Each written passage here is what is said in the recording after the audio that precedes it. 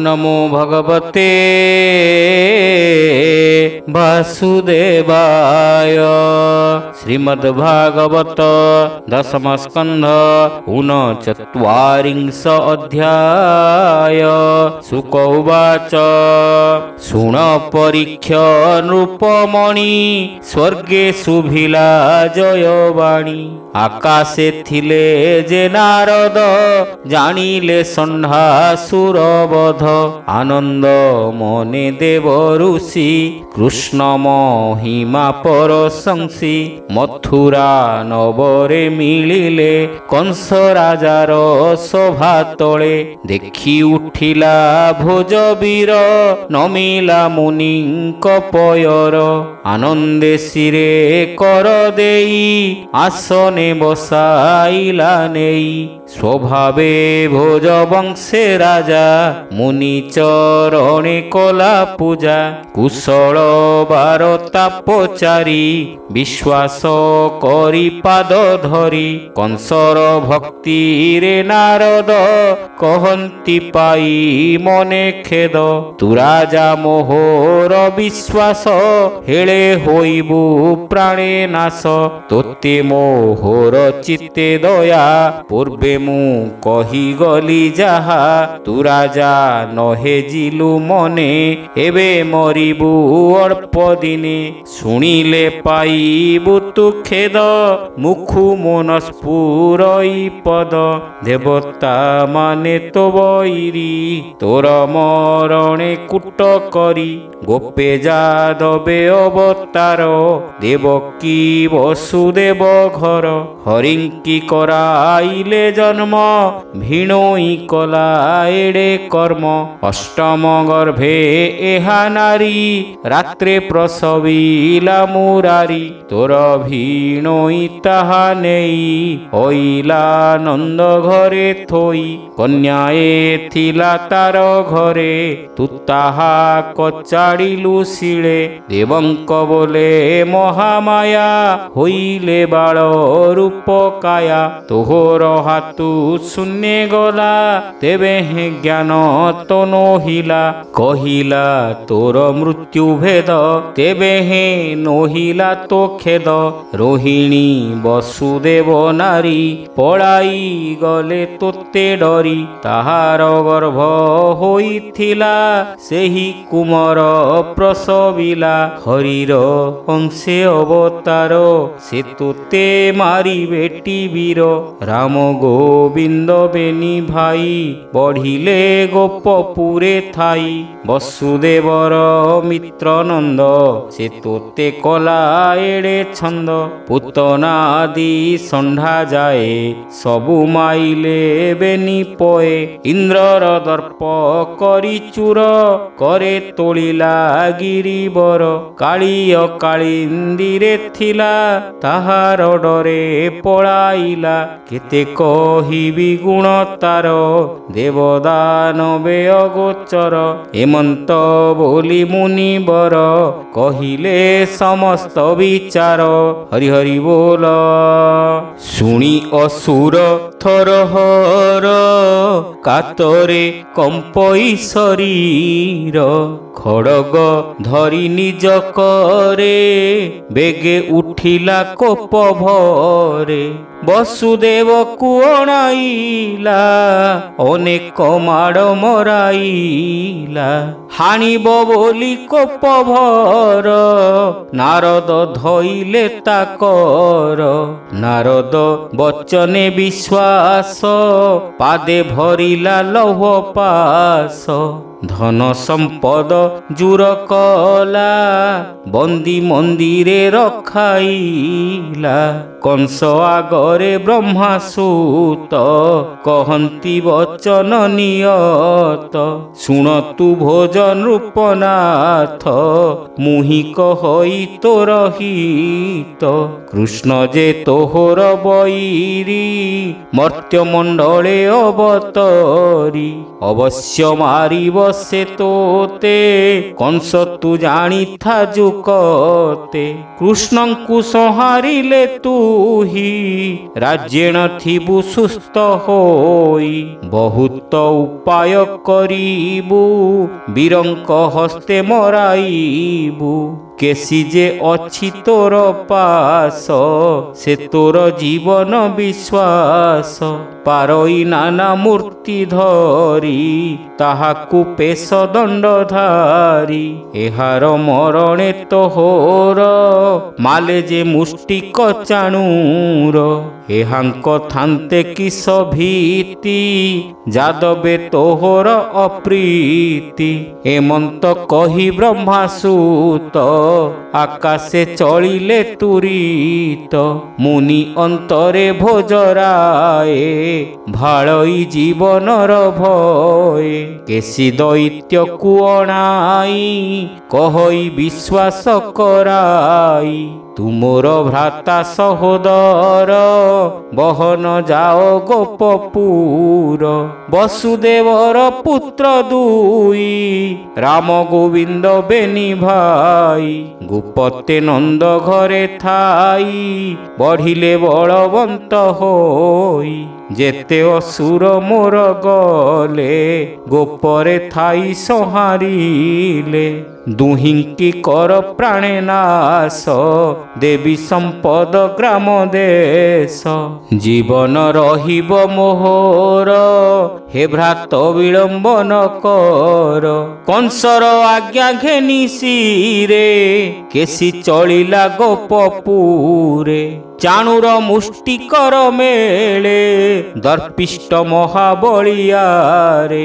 ଗଜକୁ ବଳୟା ମାହୁନ୍ତ ପାତ୍ର ସାମନ୍ତ ଇଷ୍ଟମିତ୍ର ହଣାଇ କହଇ ଅସୁର ଜଣ ଜଣକେ ଧରି କର ଭୋବୀର ମୁଷ୍ଟିକ ଚାଣୁର କହି ଯେ ଗଲେ ମୁନିବର ବସୁଦେବତା ପୁତ୍ର ଦୁଇ ଗୋପରେ ଅଇଲା ଲୁଚାଇ ଗୋପତେ ନନ୍ଦ ଘରେ ଥାଇ ବଢ଼ିଲେ ବଳବନ୍ତ ହୋଇ ଯେତେକ ବୀର ମୋର ଗଲେ ଗୋଟିଏ ବାହୁଡ଼ି ନଇଲେ ଦିନକୁ ଦିନ ବଳିଆର କେମନ୍ତେ କରିବି ସଂହାର ତାହାଙ୍କୁ ଅଣାଇବି ଧରି ଏଥେ ମାରିବି କୁଟ କରି ମାଲ ବିନ୍ଧାଣେ ମରାଇବି ତେବେଟି ଜୀବନ ପାଇବି ସେ ମୋର ବୀରଙ୍କୁ ମାଇଲା ବନସ୍ତେ କେହି ନ ଦେଖିଲା ମୁଁ ଆଣି ମଥୁରାରେ ଥୋଇ ମାଲଙ୍କ ହସ୍ତେ ତାଙ୍କୁ ଦେଇ ମାରନ୍ତେ ଦେଖିବେ ସକଳ ଯାଦବ ଭୋଜ ବଂଶ ବୀର ରଙ୍ଗ ସଭାଏ କରାଇବି ଏମନ୍ତେ ଶତ୍ରୁ ସଂହାରିବି ତୁମ୍ଭେ ସକଳ ମୋର ମିତ୍ର ବେଗେ ନିବାର ନନ୍ଦ ସୂତ ଦେବଇଁ ସମ୍ପଦ ବହୁତ ଗଜ ତୁରଙ୍ଗ ଯୁଥ ଯୁଥ ଶୁଣ ହୋ ପାତ୍ର ମନ୍ତ୍ରୀ ମୋର ମଞ୍ଚା କରାଇବ ପାର ତୁମ୍ଭେ ସକଳ ଦେଖୁଥିବ ମୋହର ଶତ୍ରୁ ନାଶ ଯିବ ଦେବକୀ ବସୁଦେବ ଆସି ମଞ୍ଚା ଉପରେ ଥିବେ ବସି ତୁମ୍ଭେ କରିବ ମାଲପଣ ଦେଖିବେ ପୁତ୍ରଙ୍କ ମରଣ ମାହୁନ୍ତ ଥିବ ରଙ୍ଗ ଦ୍ୱାରେ ବସି କୁବଳାୟା ପିଡ଼ରେ ମାରିବ ସଭା ତଳେ ନେଇ ଦନ୍ତେ ଗୁନ୍ଥାଇବେନି ଭାଇ ଅନେକ ଧନ ରତ୍ନ ଦେବି ମୋହର ମୈତ୍ର କରିବି ଶୁଣ ହୋ ପାତ୍ର ମନ୍ତ୍ରୀ ମୋର ତୁମ୍ଭେ ବି ଆଓ ଧନୁ ଘର ଶୁକ୍ଳ ଚତୁର୍ଦ୍ଦଶୀ ଦିନେ ପୂଜା କରିବ ରାତ୍ର ମାନେ ଛେଳି ମହିଷ ବଳି ଭୋଜା କ୍ଷେତ୍ରପାଳଙ୍କୁ କର ପୂଜା ଘୋଷଣା ଦିଅ ଚାରି ଦିଗେ ଗ୍ରାମ ପାଟଣା ପୁର ଲାଗେ জনপরজারঙ্কি দুঃখী আসিবে ধনু যাত্রা দেখি দেবই ধন বস্ত্র অন্ন তুলা পুরুষ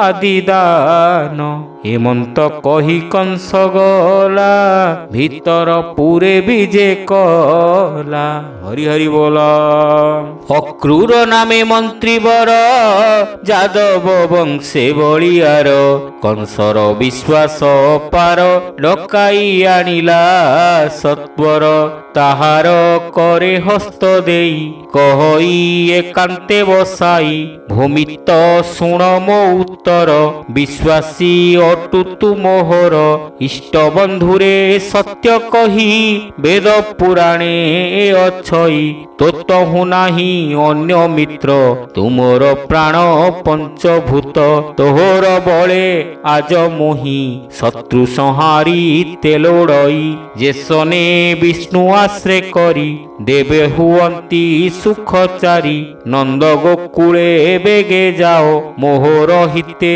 যেবে থাও তোহর বলে মু নিশ্চিন্ত ভূমিত্র কহিলিটি সত্য বসুদেবর পুত্র দুই রাম গোবিন্দ বেনি ভাই থইলা নেই নন্দ ঘরে লুচাই বসুদেব ডরে তু বেগে রথ ঘেনি যাও মোর ছামুরে আনি দিও দেবকী বিবাহ হেলা যেবে মোতে যা কহিଥିଲେ দেবে সে কথা হইলা যুকতে নারদ কহি গলে মোতে মোতে মারিবে বেনি ভাই এ কথা উচিত নুহই গোকুলে থাই বলিয়ার মাইলে অনেক সুর বাଳୁତ କାଳୁ ତାଙ୍କୁ ଧରି ବେଗେ ମୁଁ ପକାଇବି ମାରି ତେବେ ମୋହର ମନ ସ୍ଥିର ଭୂମିତ୍ର ଧରୁଅଛି କର ନନ୍ଦ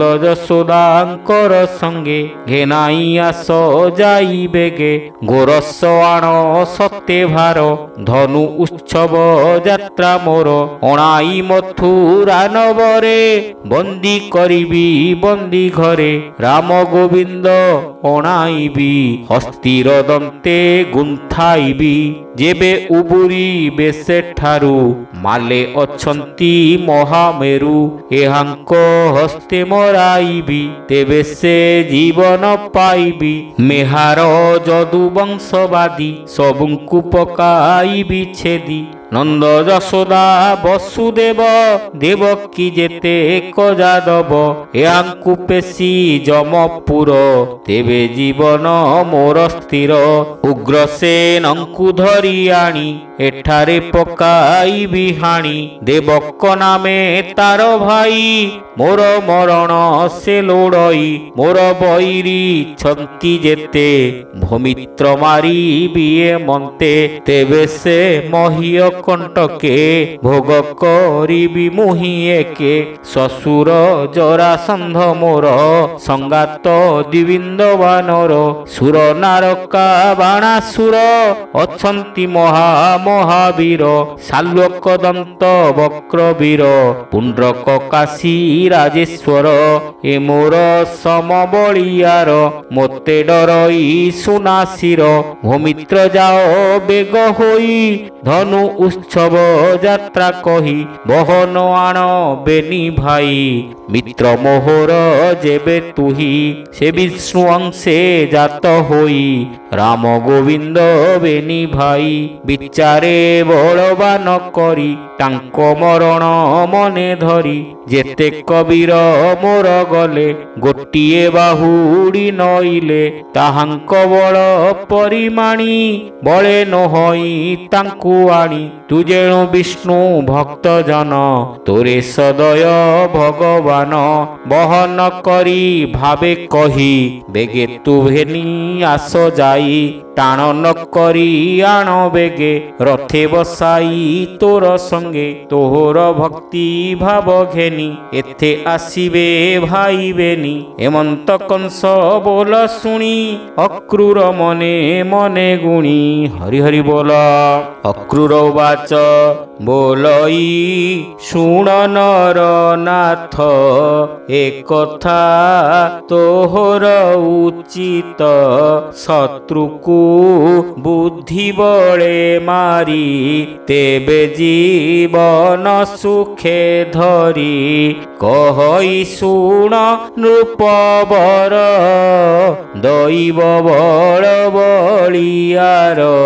ଯେ ଯାହା କର୍ମ ଫଳ ବଳେ, ଭୋଗ କରନ୍ତି ମହିତଳେ। ମର୍ତ୍ତେ ମାନବ ଦେହ ବହି, ଲାଭ ଅଲାଭ ନ ଜାଣଇ। ଯେ ଯାହା ପୂର୍ବେ ଥାଇ କରି, ଭୁଞ୍ଜଇ ସେ ଫଳ ଆବୋରି। ଶୋକହର ସବେନି ପଥେ, ମିଳନ୍ତି କର୍ମର ଆୟତ୍ତେ। କର୍ମ ଯେ ବଡ଼ ବୁଦ୍ଧି ଦାତା, କର୍ମ ହିଁ ଅଲେଖ ବିଧାତା। ଯେବେ ତୋ କର୍ମ ବଳିୟାର, ଭୋଗ କରିବୁ ଦିବ୍ୟପୁର।